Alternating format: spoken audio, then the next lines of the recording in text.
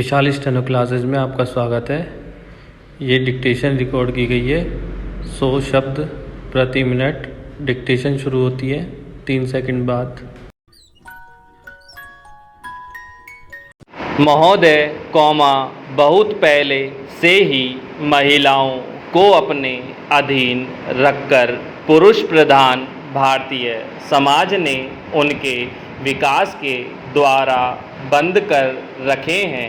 Stop. प्राचीन भारत में सामाजिक और राजनीतिक बदलाव के साथ साथ महिलाओं की स्थिति में भी बदलाव आता रहा है। स्टॉप। कभी तो यह माना गया कि जहाँ नारी की पूजा होती है वहाँ देवता रमते हैं, तो कभी उसे ताड़ना का पात्र बताया गया। स्टॉप। इतिहास के एक बड़े कालखंड में उसे 4 दीवारी और पर्दे के अंदर रखा गया। स्टॉप। इसके बावजूद जब भी नारी को पर्दे से बाहर लाकर दुनिया को देखने व समझने का अवसर दिया गया, उसने अपनी क्षमता, योग्यता और प्रतिभा का भरपूर प्रदर्शन किया। स्टॉप। पैराचीन। भारत को स्वतंत्र हुए 5 दशक पूरे होने जा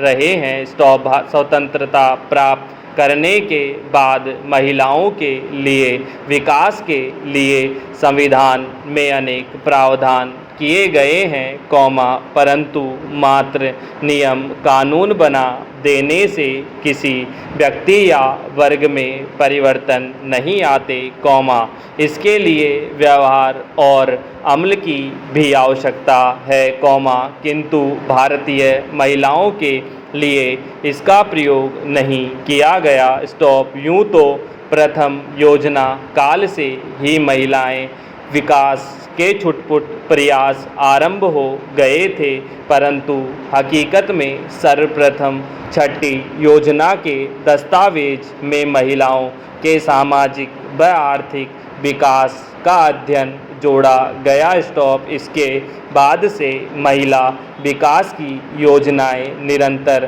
क्रियाशील रही, फिर भी भारतीय महिलाओं की स्थिति में अपेक्षित परिवर्तन नहीं लाया जा सका है। स्टॉप। पैराचीन। जब भारतीय महिलाओं की तुलना दूसरे देशों की महिलाओं से की जाती है तो हमें बड़े दिलचस्प तथ्यों से साक्षात्कार करना पड़ता है, और हम तभी जान पाते हैं कि भारतीय महिलाओं की वास्तविक स्थिति क्या है, यानी बेहद चिंताजनक और दुरूह। स्टॉप। क्योंकि यह एक अध्ययन से ज्ञात हुआ कि दुनिया के 130 देशों में भारतीय महिलाएं 99वें स्थान पर हैं। स्टॉप। शायद इसका कारण है भारतीय महिलाओं के विकास के मार्ग में अनेक बाधाएं। स्टॉप। जैसे, शिक्षा के अवसर उपलब्ध न होना, इससे उसका स्वाभिमान, उसकी चिंतन शक्ति और उसकी जिजीविषा का विकास अवरुद्ध हो गया। स्टॉप। इसका प्रमाण है, स्वतंत्रता के बाद 48 वर्षों तक कभी शिक्षा में महिलाओं को पुरुषों के बराबर न ला पाना, फुल स्टॉप।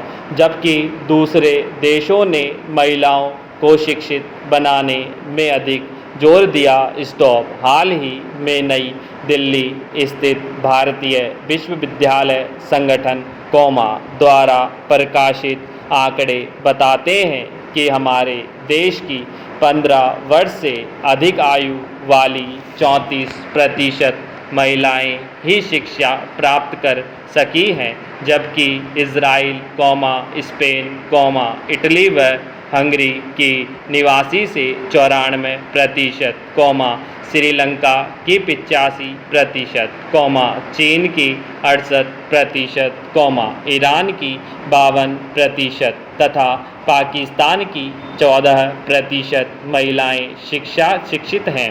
शिक्षा के इस अधोपतन के अतिरिक्त अल्पायु में महिलाओं का विवाह भी उनके विकास में एक बड़ी बाधा रही है। Full stop. वैसे तो भारत में बाल विवाह बहुत पहले से ही प्रचलित रहा है, परंतु अब कानून द्वारा बाल विवाह पर रोक लगा दी गई है। स्टॉप। महोदय, राजस्थान, बिहार, मध्य प्रदेश तथा उत्तर प्रदेश जैसे राज्यों में 12 से 14 वर्ष की आयु में अबोध बच्चों का विवाह संपन्न होना एक सामान्य सी घटना है। स्टॉप। आखा तीज के दिन राजस्थान में छोटे छोटे बच्चों के सामूहिक विवाह की परंपरा किसी से छिपी नहीं है। स्टॉप।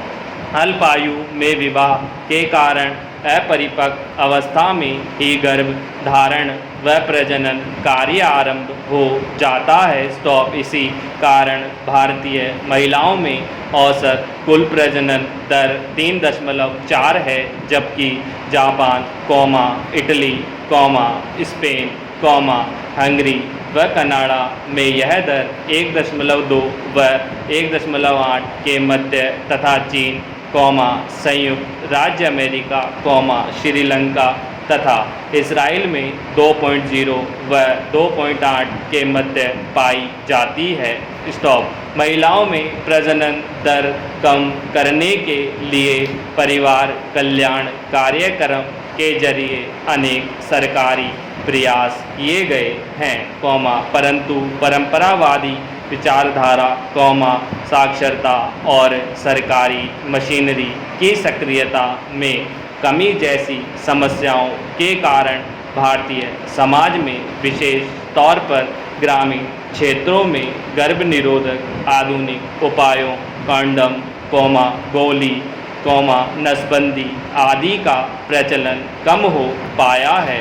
स्टॉप। जब गर्भ निरोधक उपायों का प्रचलन ही कम हो तो भला जनसंख्या वृद्धि के ग्राफ में गिरावट की आशा कैसे की जा सकती है?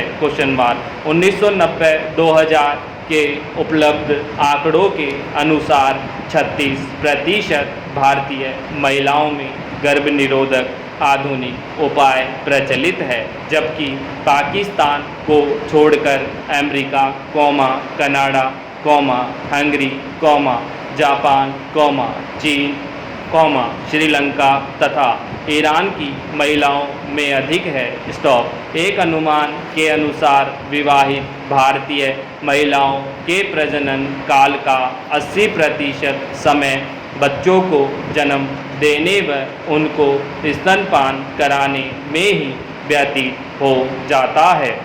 स्टॉप। यह गर्भ निरोधक आधुनिक उपायों के काम प्रचलित होने का ही दुष्परिणाम है। स्टॉप। अल्पायु में विवाह तथा गर्भधारण महिलाओं के स्वास्थ्य पर बहुत बुरा प्रभाव डालते हैं तथा प्रसव के समय प्रशिक्षित स्वास्थ्य कर्मियों की सेवाएं उपलब्ध न हो पाने के कारण उनकी जान भी जोखिम में रहती है। स्टॉप।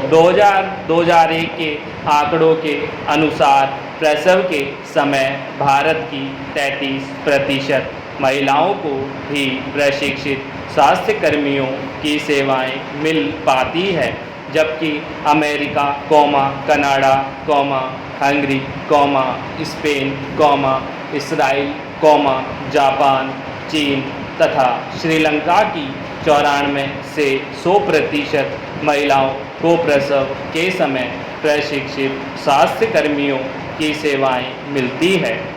स्टॉप। इस क्षेत्र में पाकिस्तान की महिलाएं भी भारतीय महिलाओं की तुलना में बेहतर है। स्टॉप। ग्रामीण भारत में अप्रशिक्षित दाइयाँ द्वारा परंपरागत विधि द्वारा प्रसव कराए जाते हैं। स्टॉप। इस प्रक्रिया में अनेक बार जच्चा को मृत्यु का शिकार भी होना पड़ता है। स्टॉप। 1990-2000 के आंकड़ों के अनुसार प्रति लाख प्रसव के समय 460 भारतीय महिलाएं मृत्यु का शिकार हो जाती है, जबकि पाकिस्तान को छोड़कर अन्य देशों में यह संख्या काफ़ी कम है। स्टॉप।